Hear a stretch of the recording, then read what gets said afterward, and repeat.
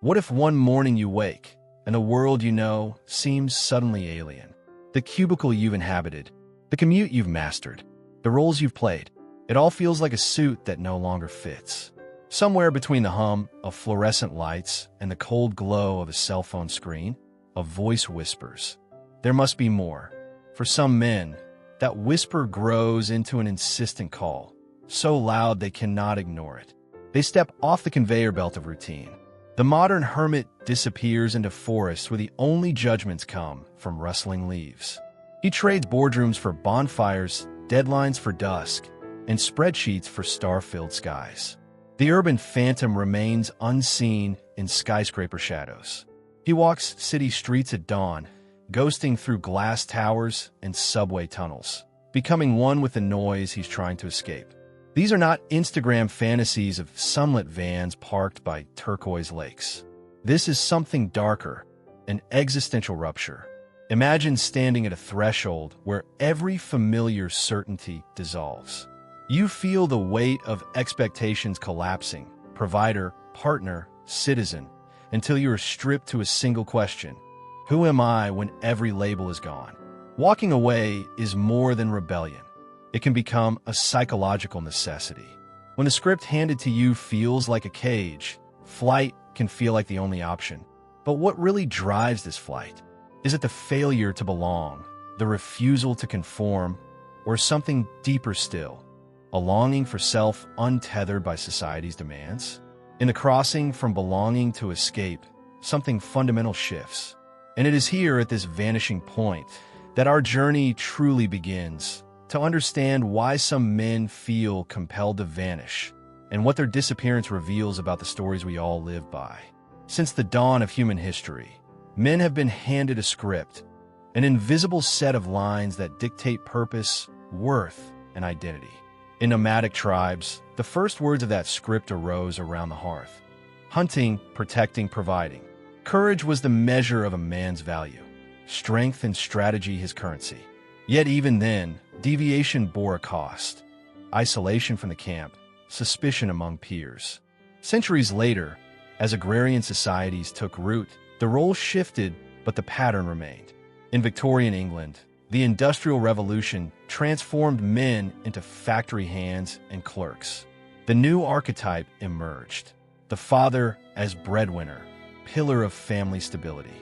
Success was measured in wages earned, legacies secured. Boys learned from an early age to conform, to don uniforms, to stand in lines, to recite loyalty.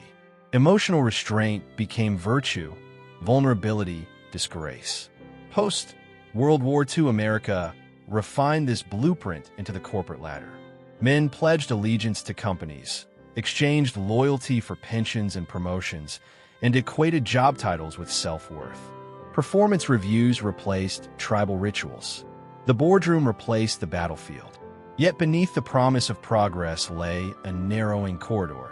Deviation from the climb was seen as failure. Today, that rigid template collides with a fragmented gig economy. Contracts and side hustles blur the boundaries between autonomy and instability. Social institutions, from churches to corporations, still whisper the same expectations. Be a provider, a protector, a pillar. But economic precarity and shifting cultural values have fractured those roles. Men caught between an ancestral script and a digital marketplace often find themselves suspended in limbo. Across these eras, anthropologists and sociologists note a constant. When a man cannot fulfill the prescribed roles, in capability, in desire, or in circumstance, cognitive dissonance festers. Emotional numbing, anxiety, and a profound sense of alienation can follow. Deviance becomes taboo, and the only escape appears to be literal flight. By understanding this through the lens of history, we see that walking away is not merely an act of defiance, but a response to a blueprint that no longer fits. The same institutions that once conferred identity now risk becoming prisons. When conformity is the criterion for existence, refusal can feel like liberation. As this section closes, it becomes clear the male script, etched by centuries of expectations, creates pressures that run deeper than personal failure. It is a social architecture that demands compliance, punishes deviation, and in doing so, primes some men to seek freedom beyond its walls. Why do some men reach a breaking point and simply walk away? Psychology offers several lenses. First, cognitive dissonance theory tells us that when our actions clash with our beliefs, the mind hunts for a way to restore harmony. If you've been raised to value achievement and loyalty, yet find yourself trapped in a role you detest, the dissonance becomes unbearable. The solution? Disengagement. An escape hatched from a life that no longer aligns with your inner truth. Self-determination theory, developed by Deci and Ryan, provides another key. It argues that human beings have three fundamental needs: autonomy, competence, and relatedness.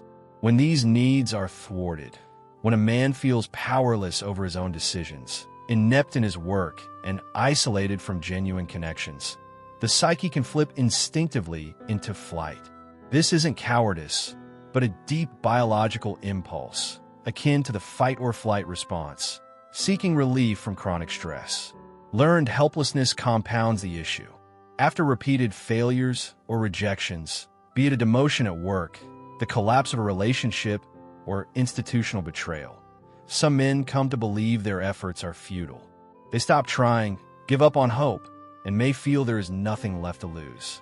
Walking away offers an illusion of control when nothing else seems to matter. Consider the former Wall Street banker who, at 35, confessed, "I spent every morning convinced I was a fraud. How could I preach success when I felt so empty inside?" Or the veteran who returned from combat carrying memories he could neither share nor escape. So he retreated into solitude to keep the world at arm's length. Then there's the coder whose deadlines multiplied until sleep vanished. He describes a moment when zero responsibilities felt like a bomb, a promise of relief he chased into remote cabins and forgotten trails. Their stories reveal a pattern: shame at perceived failure, existential dread about life's purpose, and the seductive pull of a blank slate. Without the noise of expectations, emails, bills, familial duties, they imagine a self unfettered, a chance to rewrite their narrative. But this blankness is both promise and peril. Neuroscience confirms that chronic role conflict rewires our neural pathways. Regions once attuned to reward and social bonding diminish in activity, while threat centers remain hyperactive, constant vigilance in the face of unresolved tension.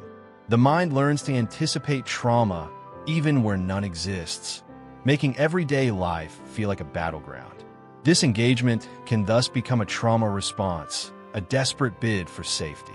Yet walking away also carries the seed of radical self-authorship. In shedding labels, husband, employee, citizen, these men momentarily reclaim the core self.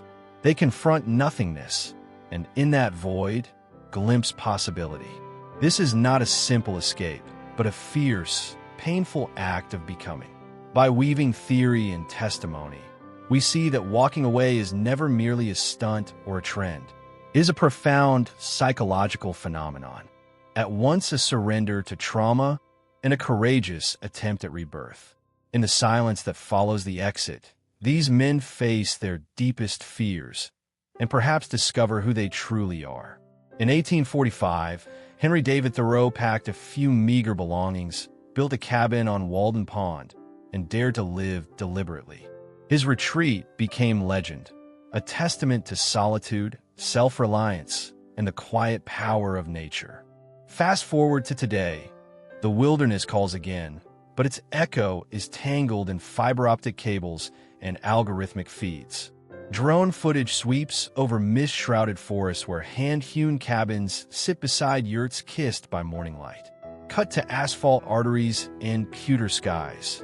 Solar-powered vans rumbling across desert highways, their occupants live-streaming every sunrise for thousands of followers. Then pan to neon-lit co-working lofts in Tokyo and Berlin, where digital nomad men tap at laptops between sips of oat milk lattes, claiming escape even as they chase Wi-Fi bars. A cultural critic's voice slices through the imagery, social media has repackaged the quest for freedom into a branded commodity. We don't just witness escapes, we engage with them. Like, subscribe, comment.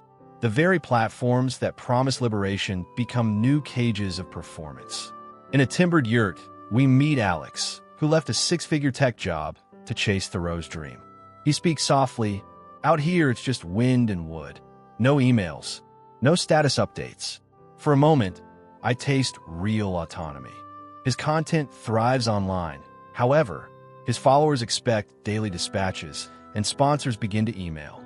Meanwhile, in a converted Sprinter van, Diego sets up his tripod on a cliff edge. The camera pans his framed shot, an impossibly perfect sunset. We chase authenticity, he says, adjusting the lens, but we manufacture it too. Behind him, a banner reads, 1 million subscribers. Contrast this with Jamal, holed up in a Tokyo capsule hotel, an escape from his hometown's expectations. He cycles through online meetups, trading one digital tribe for another. I thought I'd vanish, he admits, but I just plug into a different network. These stories expose a paradox. In an age of hyperconnection, can one truly unplug?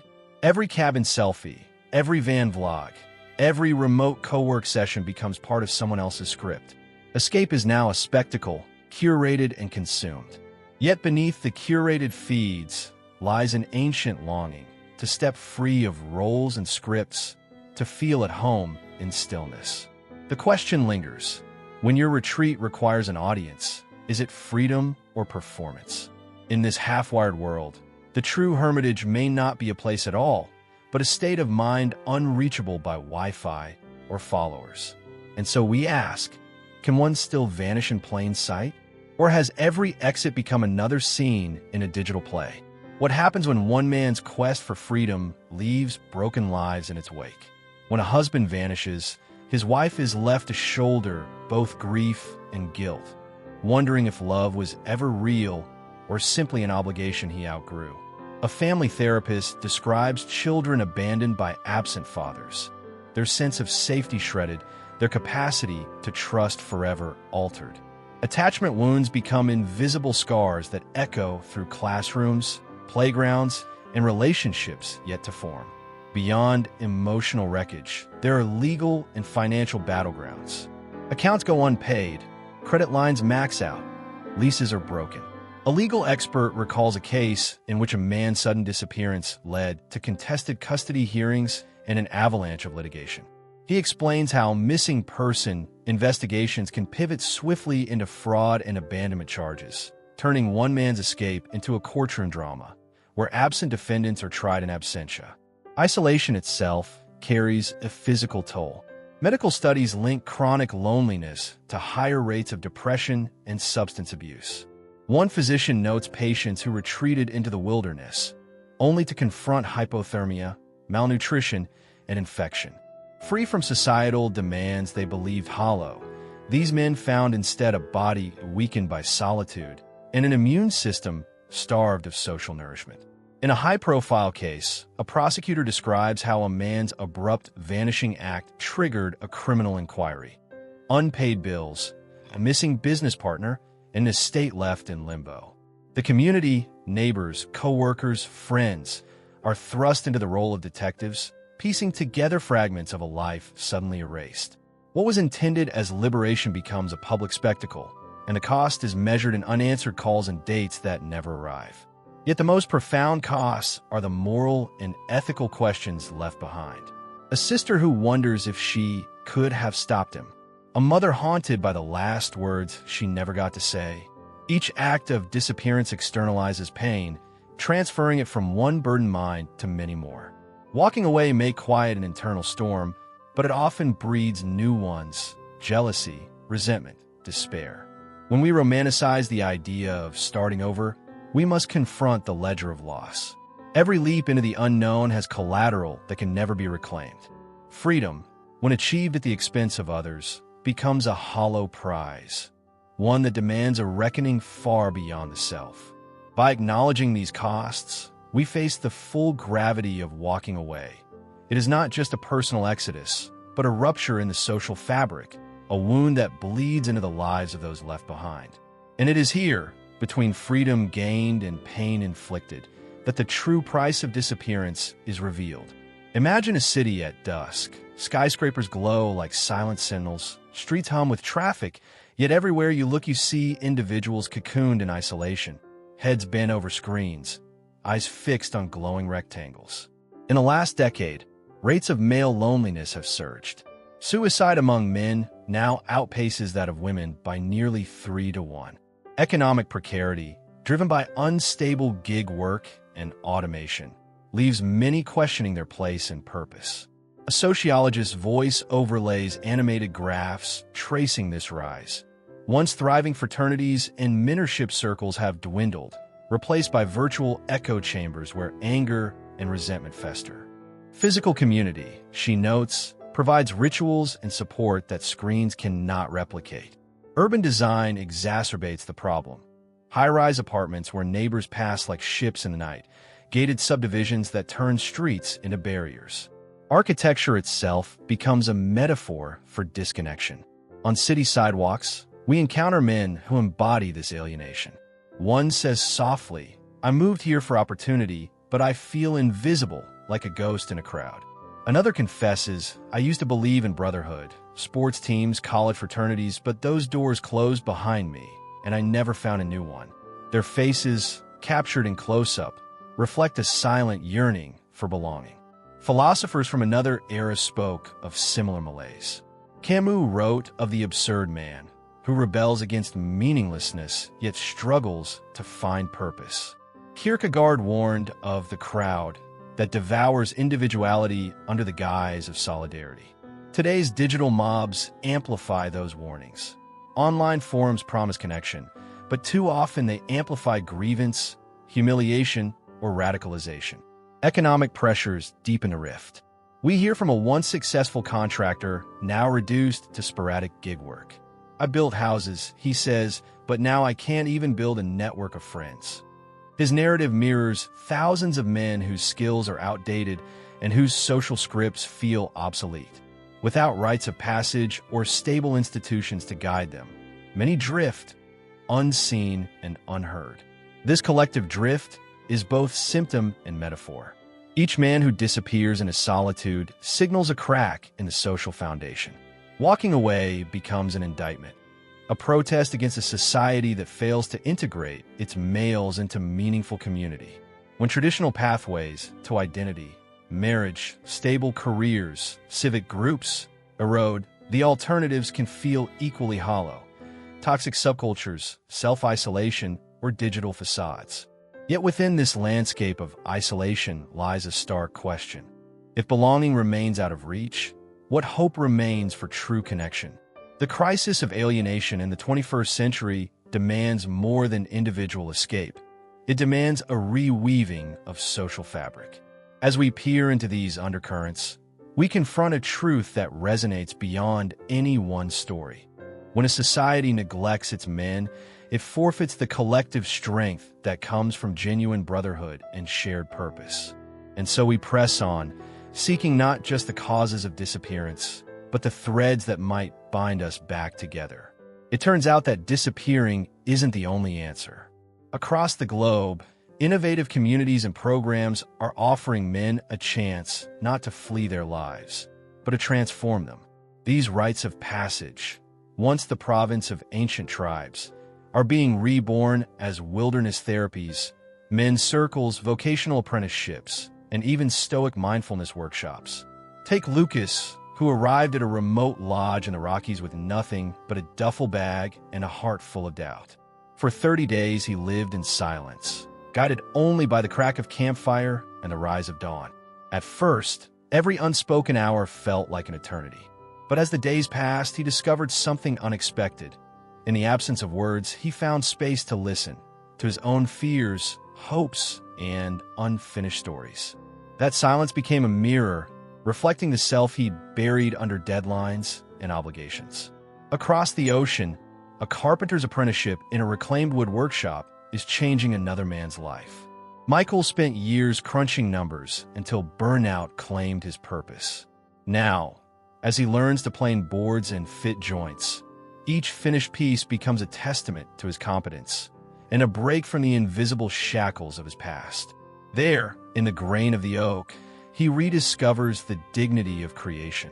In cities, too, the script is being rewritten. Men's circles meet around kitchen tables or behind closed Zoom windows, where vulnerability is not weakness but strength in disguise. Audio-only gatherings like Men's Fireside rise above the clatter of social media, inviting participants to speak and to listen without fear of judgment. A movement leader explains, "We've traded authentic ritual for likes and shares. These circles bring back the apprenticeship we all need, of heart, of mind, of brotherhood." Psychologists call this process post-traumatic growth, the idea that when guided through their wounds, people can emerge stronger and more centered than before. Narrative reframing is its engine. Instead of viewing life as a series of failures or oppressions, participants learn to see challenges as chapters of the same story, not the final word. Even digital platforms have a role. Specialized apps now connect men to mentors, therapists, and peer groups with a single tap, tools for engagement rather than isolation. They remind us that technology need not imprison us in our own heads, but can serve as a bridge back to community. These alternatives share a common thread. They honor vulnerability, invoke communal rights, and channel creativity. They don't promise painless transformation. There's struggle, doubt, sometimes tears, but they offer a path of re-engagement, where walking toward connection becomes as radical as walking away once was. In rewriting the script, these men reclaim roles not prescribed by society, but authored by their own values: companion, craftsman, contemplative contributor. And in doing so, they prove that true freedom lies not in vanishing, but in forging new bonds, bonds strong enough to hold us when the world tries to break us.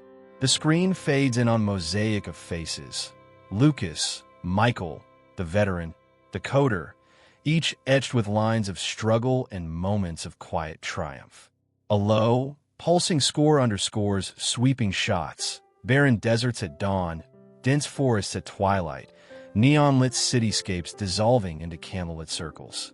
A voice begins, calm yet urgent. Camus wrote, "Live dangerously." Jung reminded us, one does not become enlightened by imagining figures of light, but by making the darkness conscious. Tonight, we've walked with men who crossed the threshold between belonging and escape, trauma and transformation. We linger on footprints imprinted in sand, then abruptly shifting onto wooden planks of a communal fire circle. Flames flicker across determined faces. The narration continues. Ask yourself, which script are you following? Are you cast in a role chosen for you? Or are you authoring your own story?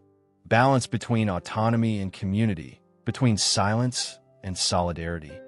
A montage of hands, building cabins, shaping wood, clasping in brotherhood, typing code for a men's audio forum. Over these images, the narrator challenges.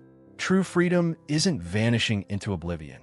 It's the courage to face your shadows, to reclaim your voice, to reweave the bonds we all depend on. Finally, a slow crane shot pulls back to reveal footprints converging toward a clearing where a circle of chairs awaits. The camera settles on empty seats around a crackling fire. In voiceover, walking away can be the first step. But walking back, walking toward each other, is where a new communal script begins. What will you write next? The shot holds on the empty circle, embers glowing, as the screen fades to black, leaving viewers with the echo of possibility and the weight of choice.